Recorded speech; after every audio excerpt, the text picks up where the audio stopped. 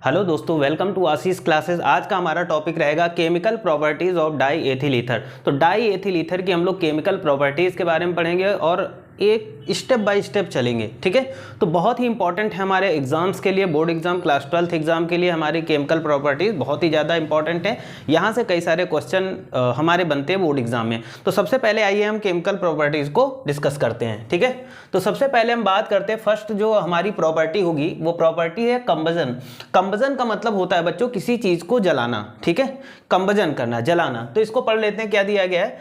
Ether is highly inflammable compound in presence of air, vapor of diethyl ether burn with explosion producing luminescence, ठीक है। देखो यहाँ पर कंबजन की बात करते हैं तो हमारा डाई एथिल ईथर क्या होता है, ये हाईली इनफ्लैमेबल होता है, ठीक है, कंपाउंड है। और ये एयर की प्रेजेंस में डाई एथिल ईथर क्या करता है, इन प्रेजेंस ऑफ एयर, मतलब एयर की प्रेजेंस में डाई एथिल ईथर ऑक्सीजन के साथ रिएक्शन करता है, बर्न होता है और एक्सप्लोजन होता है, ठीक है, एक प्रकार से विस्फोट टाइप का। और प्रोड्यूसिंग ल्यूमिनेसेंस, मतलब एक प्रकार से ल्यूमिनेसेंस प्रोड्यूस करता है। जैसे यहाँ पर हम बात करते हैं डाई एथिल ईथर, और ये क्या होगा, इसका कंबजन होगा। तो कॉमन सी बात है, अगर कंबजन होगा, कोई चीज़ जलेगी तो ऑक्सीजन की जरूरत होगी। तो यहाँ पर जैसे इसका कंबजन होगा तो ये क्या बनेगा, कार्बन डाइऑक्साइड और H2O बनेगा जाकर के, ठीक है। सेकंड प्रॉपर्टी आ जाती है डीकम्पोजिशन। मतलब डीकम्पोजिशन का मतलब होता है कोई भी चीज़ हमारी डिकम्पोज हो जाए, ठीक है। अगर हमारे पास कंपाउंड है तो वो फिर डिकम्पोज हो जाए, टूट जाए जाकर के, ठीक है। On heating atmosphere of chlorine gas. अब देखो, ऑन हीटिंग का मतलब होगा कि डाई एथिल ईथर को हम एटमॉस्फेरिक क्लोरीन गैस की प्रेजेंस में जब क्या करेंगे, हम हीट करेंगे, it decomposes to form carbon. तो ये क्या हो जाएगा, डिकम्पोज हो जाएगा और कार्बन बनाएगा जाके। एग्जाम्पल यहाँ पर रिएक्शन देख लेते हैं। तो ये डाई एथिल ईथर है और ये 4Cl एटमॉस्फेरिक क्लोरीन के साथ जब इसको हम हीट करेंगे तो ये कार्बन बनाएगा, कार्बन H2O और HCl बनाएगा, ठीक है। तो ये कार्बन H2O और HCl में क्या हो जाएगा बच्चों, डिकम्पोज हो जाएगा। इसे बोलते हैं डिकम्पोजिशन रिएक्शन। आगे बात करते हैं हम, हमारी थर्ड प्रॉपर्टी आ जाती है डिहाइड्रेशन। डिहाइड्रेशन में क्या है, when its vapour are passed over red hot aluminium. मतलब डाई एथिल ईथर की जब हम वेपर को क्या करते हैं कि एकदम रेड हॉट का मतलब होता है बिल्कुल गर्म, बहुत ही ज्यादा गर्म, बिल्कुल लाल हो, ठीक है।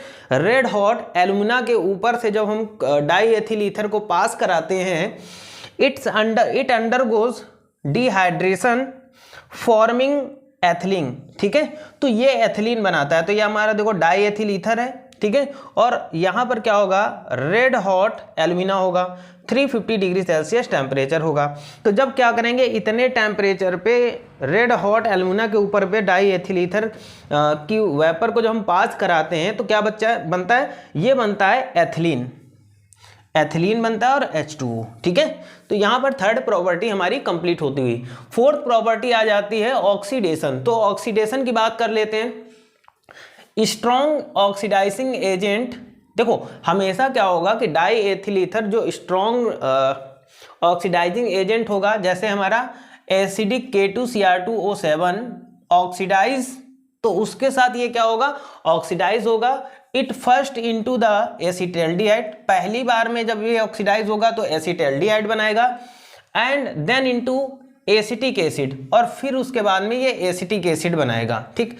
तो देखो यहाँ पर हम अगर डाई एथिल ईथर की बात करते हैं, ये हमारा डाई एथिल ईथर, और इसका अगर हम ऑक्सीडेशन कराते हैं इन प्रेजेंस ऑफ कोई हमारे पास एक एजेंट है, ऑक्सीडाइजिंग एजेंट और स्ट्रॉन्ग ऑक्सीडाइजिंग एजेंट। मतलब यहाँ पर अगर वीक ऑक्सीडाइजिंग एजेंट ले लेंगे तो ये ऑक्सीडेशन प्रोसेस कंप्लीट नहीं होगी, ठीक है। तो हमेशा याद रखो, डाई एथिल ईथर का ऑक्सीडेशन कराने के लिए हम स्ट्रॉन्ग ऑक्सीडाइजिंग एजेंट लेते हैं, ठीक है। तो यहाँ पर स्ट्रॉन्ग ऑक्सीडाइजिंग एजेंट क्या है, K2Cr2O7। जैसे ये इसके साथ रिएक्शन करेगा तो पहली बार में क्या बनेगा, ये बनेगा एसिटल्डिहाइड, ठीक है, एसिटल्डिहाइड। उसके बाद फिर से इसका हम क्या कराएंगे, ऑक्सीडेशन कराएंगे, तो सेकेंड बार में ये प्रोडक्ट क्या बनेगा, ये हमारा बनेगा एसिटिक एसिड। तो ये हमारी कहीं ना कहीं इंपॉर्टेंट प्रॉपर्टी है केमिकल प्रॉपर्टी में, ठीक है।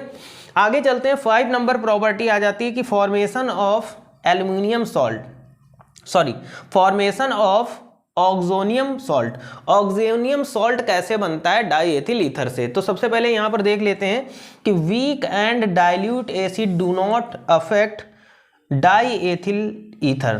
तो यहां पर देखो, अगर हम बात करें ऑक्सोनियम सॉल्ट बनाने के लिए, तो यहां पर weak and dilute acid do not affect, यानी वीक और डाइल्यूट अगर एसिड लेते हैं तो उसका डाईएथिल ईथर पर कोई भी अफेक्ट नहीं पड़ेगा, due to presence of two lone pair of electrons.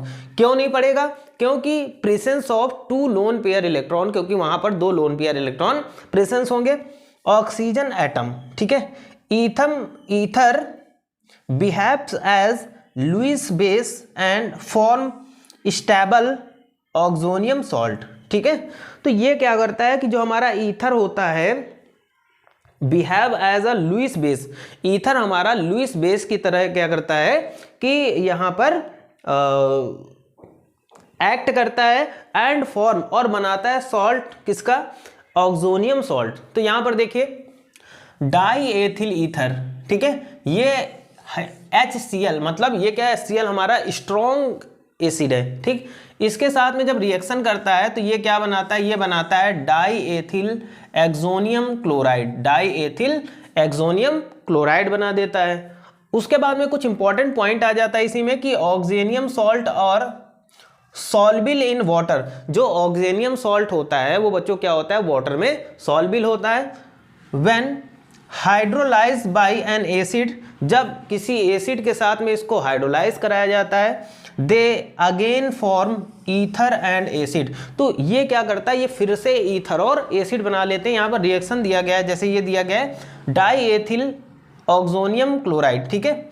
तो यहाँ पर ये क्या होगा कि यहाँ पर क्या होगा, ये देखो यहाँ पर डाई सॉल्ट और soluble in water when hydrolyse. तो जब इसको हम हाइड्रोलाइज कराएंगे, ठीक है, तो इसको यहाँ पर जब हम हाइड्रोलाइज कराएंगे, इस वाले को, इसको जब हम हाइड्रोलाइज कराएंगे तो ये क्या बनेगा? ये फिर से डाईएथिल ईथर यानी ईथर बना लेगा और हाइड्रोक्लोरिक एसिड यानी एसिड बना लेगा। आगे एक इंपॉर्टेंट पॉइंट है कि ईथर फॉर्म्स, जो ईथर होते हैं फॉर्म्स कोऑर्डिनेशन कंपाउंड, जो ईथर होते हैं वो कोऑर्डिनेशन कंपाउंड बना लेते हैं विद लुईस एसिड। अगर लुईस एसिड के साथ में ईथर क्या करते हैं? रिएक्शन करते हैं, तो ये कोऑर्डिनेशन कंपाउंड बनाते हैं। लुईस एसिड हमारे होते क्या हैं? BF3 AlCl3 एंड RMgX, जो हमारा ग्रिग्नॉड रीएजेंट होता है, ठीक है। तो यहाँ तक हमने 5 प्रॉपर्टीज के बारे में डिस्कस कर लिया। अब हम लोग आगे चलेंगे। अभी कई सारी प्रॉपर्टीज बची हुई हैं केमिकल प्रॉपर्टीज में, जो हमारे एग्जाम के लिए बहुत ही ज़्यादा इंपॉर्टेंट है। तो अभी सिर्फ हमने 5 प्रॉपर्टीज डिस्कस की, उसके आगे देखते हैं।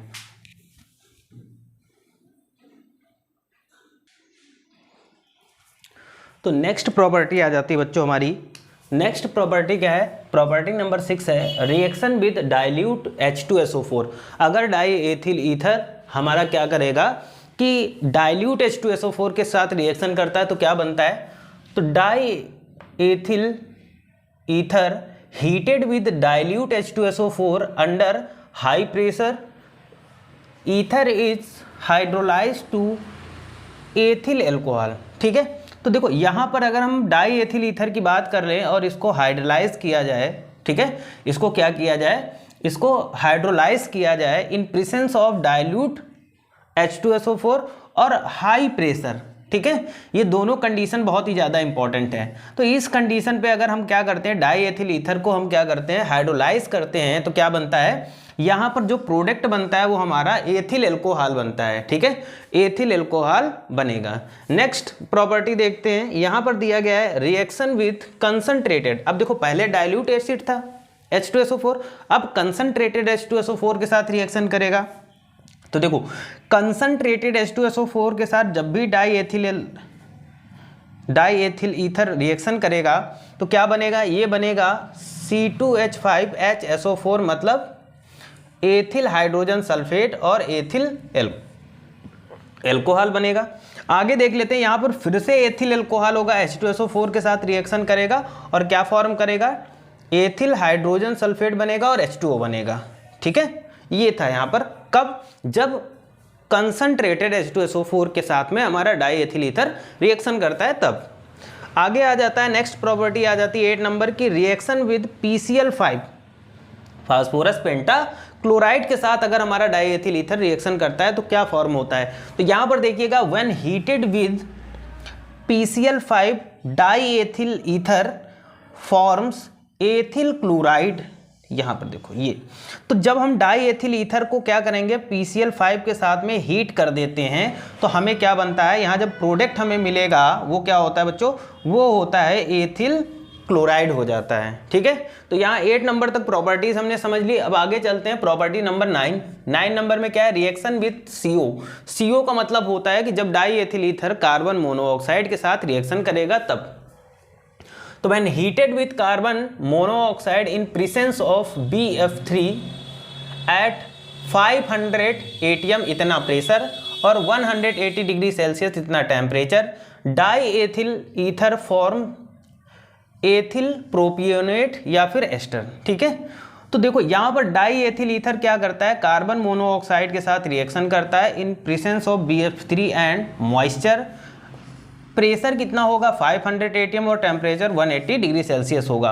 तो इतनी कंडीशन पर क्या होगा कि जब डाईएथिल ईथर कार्बन मोनोऑक्साइड के साथ रिएक्शन करता है तो क्या बनाता है, ये बनाता है यहाँ पर C2H5COO C2H5 यानी एथिल प्रोपियोनेट या फिर एस्टर। क्या बनेगा, एथिल प्रोपियोनेट या फिर एस्टर बनेगा।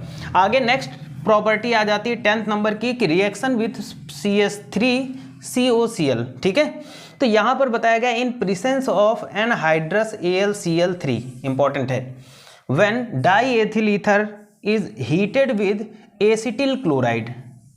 ठीक है, ये क्या है हमारा एसिटिल क्लोराइड।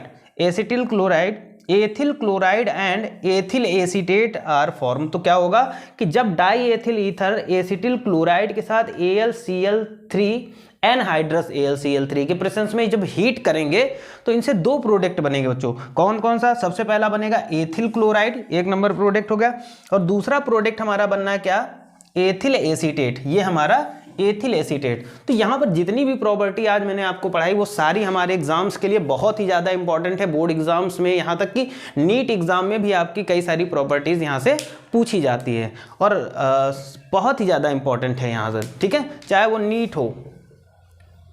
नीट एग्ज़ाम हो या फिर क्लास 12th हो, दोनों के लिए बहुत ही ज़्यादा इंपॉर्टेंट है। तो आई थिंक सबको समझ में आया होगा, बहुत अच्छे समझाया, और अगर समझ में आया हो तो वीडियो को शेयर करिएगा, लाइक करिएगा और चैनल को सब्सक्राइब करिएगा और बेल आइकन को प्रेस करके रखिएगा ताकि सबसे पहले वीडियो आपके पास पहुँचे। Thank you for this class.